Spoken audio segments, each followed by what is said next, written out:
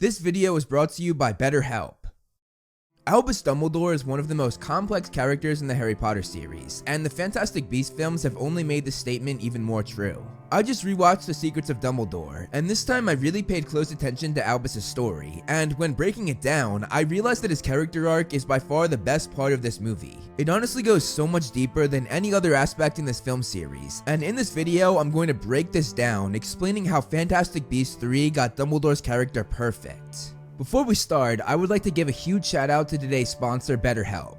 Life throws all sorts of curveballs at you, whether it be about relationships in your life, burnout, or even just having low self-esteem. Everybody struggles with these sorts of things, and today's sponsor, BetterHelp, wants to help you navigate through any and all of this.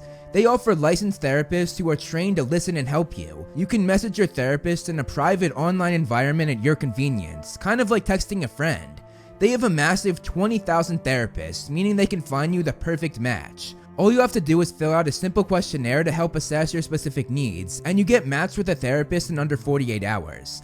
I myself struggle from mental health issues, as I am bipolar and suffer from drug and alcohol abuse, which I've of course shared on Instagram, and BetterHelp has changed my life with those sort of things. They have secure video and phone sessions, plus you can exchange unlimited messages, and everything you share is completely confidential. You can get 10% off your first month at betterhelp.com/movieflame.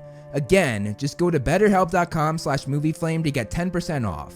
It's an amazing opportunity and a great way to get in a good headspace. Now, let's get into the video. The opening scene was a hell of a way to start Albus's character arc. We see how nervous he is to see his former lover. He's in deep thought as the waitress comes over, and when talking to her, he says, "I'm waiting." I'm waiting. But he cuts off, not knowing what to call Gellert. It shows how conflicted he is, and he then calls Gellert simply someone. I'm expecting someone.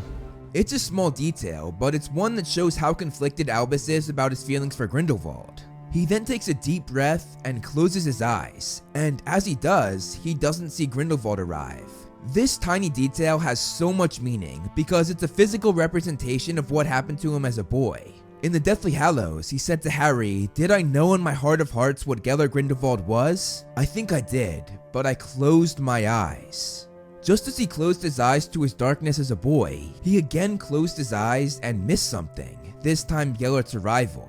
We then get Dumbledore's confession that he only went along with Gellert's plan because he was in love with him. I went along because I was in love with you. And that's exactly what he told Harry in the Deathly Hallows, though he only implied his love for Gellert to Harry. After that, Grindelwald mentions the conversations the two had as boys, all of which was ripped right from the letters we read in the Deathly Hallows, how Albus said that their power with magic gives them the right to rule. It was you who said we could reshape the world, that it was our birthright.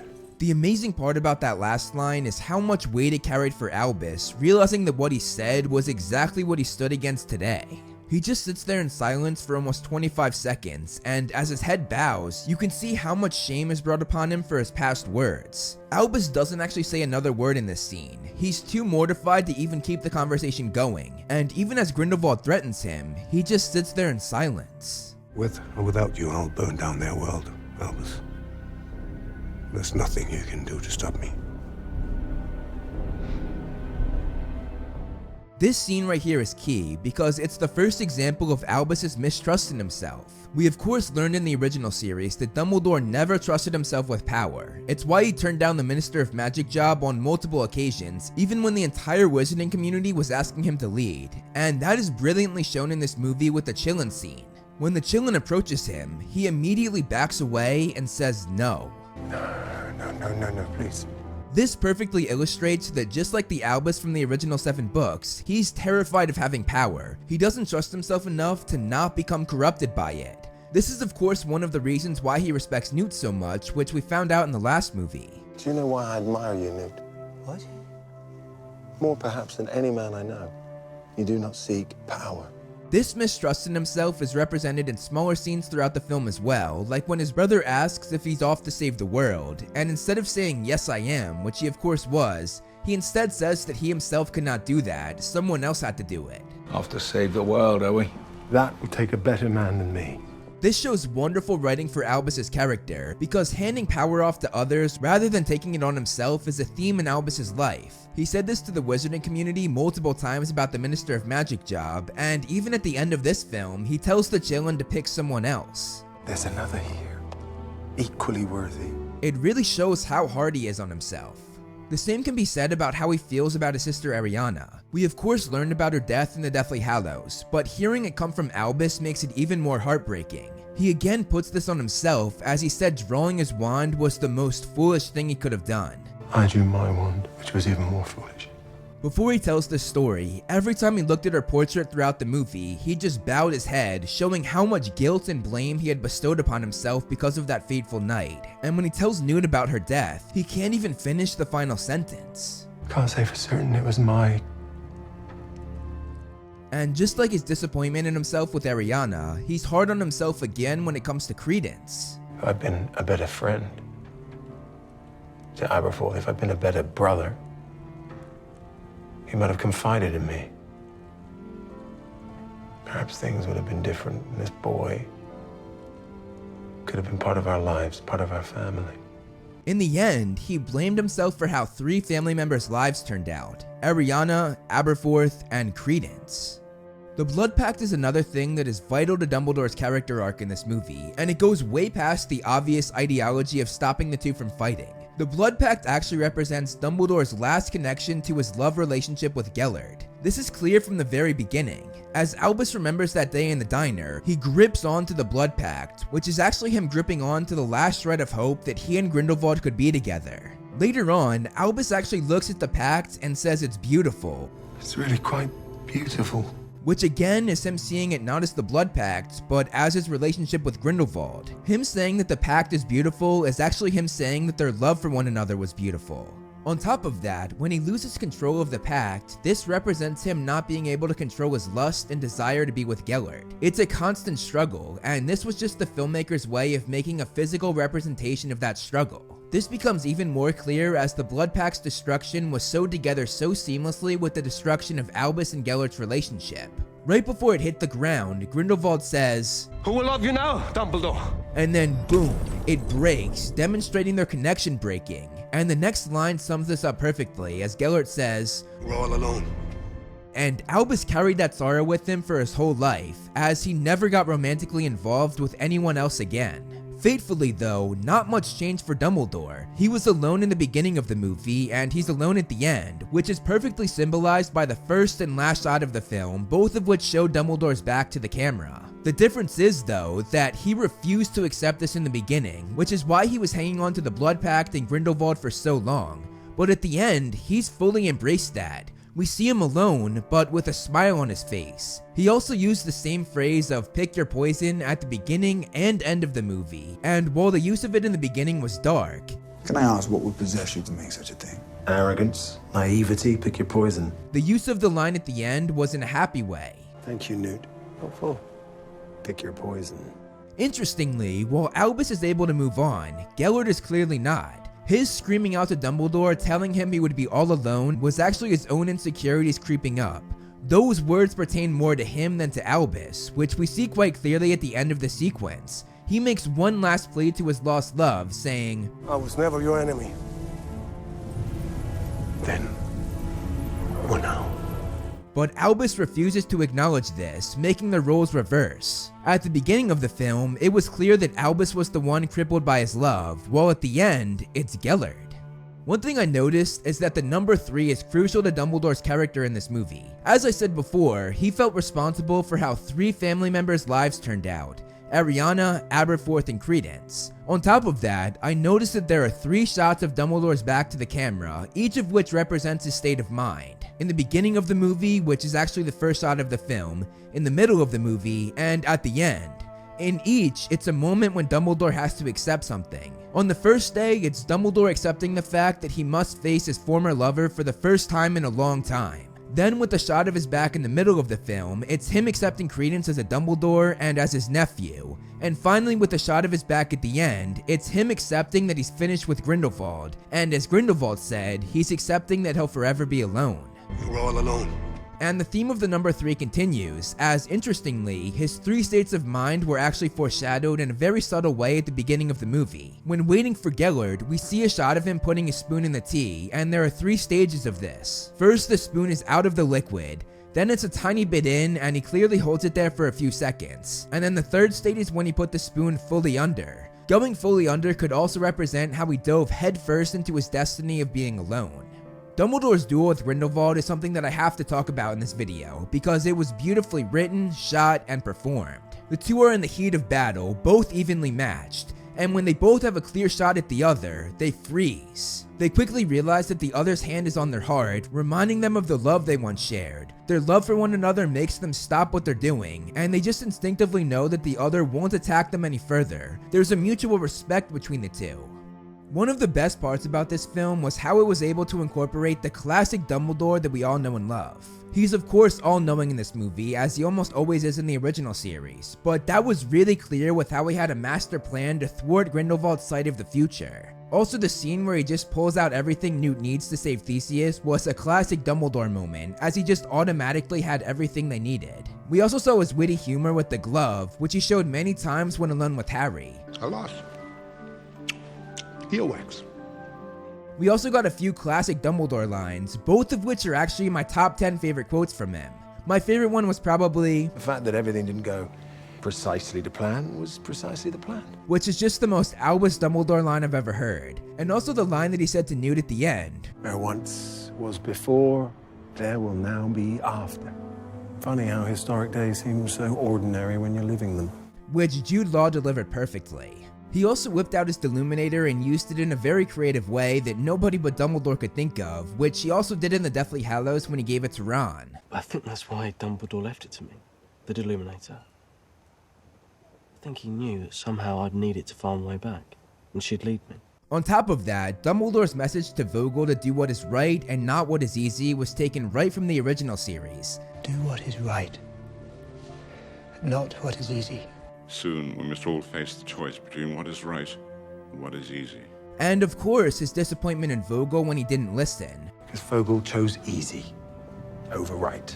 which also parallels his disappointment in Fudge, who didn't listen to him either. There was also Dumbledore's plan to use the decoy cases, which is very similar to his portrait in the last book coming up with the decoy Harrys. And while those were positive examples of classic Dumbledore, there were also some examples of his not so great traits. For example, him not giving everyone all the information, which happened so many times in the original series. Why didn't you tell me?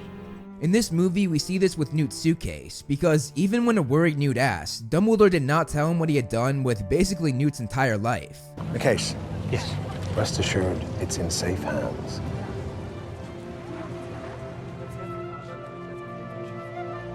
There was also him sending Lally and Jacob to the dinner party, again leaving out crucial information about what would happen, not to mention Albus not telling Newt why the Blood Pact broke, simply saying, Let's call it fate.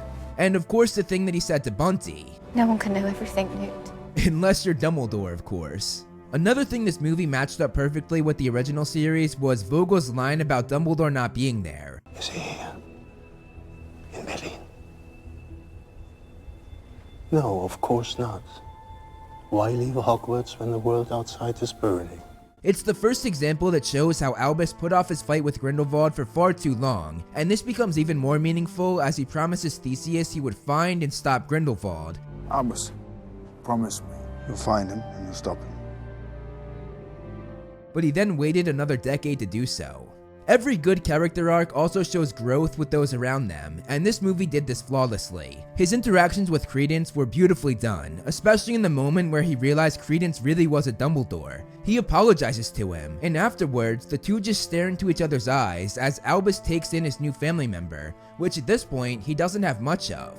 And let's not forget how he convinced Aberforth to go to his son. I'll help you. He's your son, Aberforth. He needs you.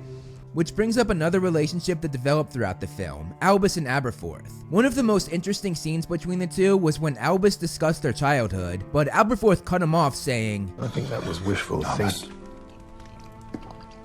I was there. I grew up in the same house. Everything you saw, I saw. Everything. and that last everything holds a lot of weight because it highlights all the terrible things they saw as kids, like Ariana being raped, their father killing the Muggle boys that did that to her and going to Azkaban, Ariana killing their mother, and of course them killing Ariana. With just one word, everything. It conveyed all the dark stuff they saw as kids. The two also had a bit of a redemption arc together. Just like when they were kids, they fought side by side against Grindelwald, and at the center of both fights was a family member, both of whom happened to be an Obscurial. This time though, they were able to save their family member, which they did not do the first time, allowing the two to finally move on from that night. The scene where Albus watched his brother and nephew interact was really special, and one thing I noticed was how this parallels the famous conversation he had with Snape. He hears both Aberforth and Snape say the line, "always." After all this time, Always. Did you ever think of me? always. And both are said about a loved one who got away. For Snape, it was the love of his life, Lily, and for Aberforth, it was the son who he abandoned. And to make it match up even more, the two people that got away are either dead or are about to die, making both of them have so many regrets. It's also very interesting that Albus witnessed both of these instances. Dumbledore's relationship with Newt also got a lot of development. In the last movie, Albus was the one leading Newt, but in this film, the roles are reversed. Newt is the one to help guide Albus, first through the loss of his sister, and then he guided Albus through mending things with his brother. But even if we make mistakes and terrible things, we can try to make things right. And that's what matters. Trying. I also found it really fascinating that when the Chillin approached him, the first thing Albus did was look up at Newt, showing even more how much he was leaning on Newt in this film. And their final exchange sums this up perfectly. Oh, and I'd do it again, by the way. Should you ask? A relationship I didn't expect to see was Albus and Jacob. He takes an interest in him much like he did for Harry or even for Newt. Albus's plea to Jacob to not doubt himself was so touching, and it really showed how kind-hearted he is. You should stop doubting yourself.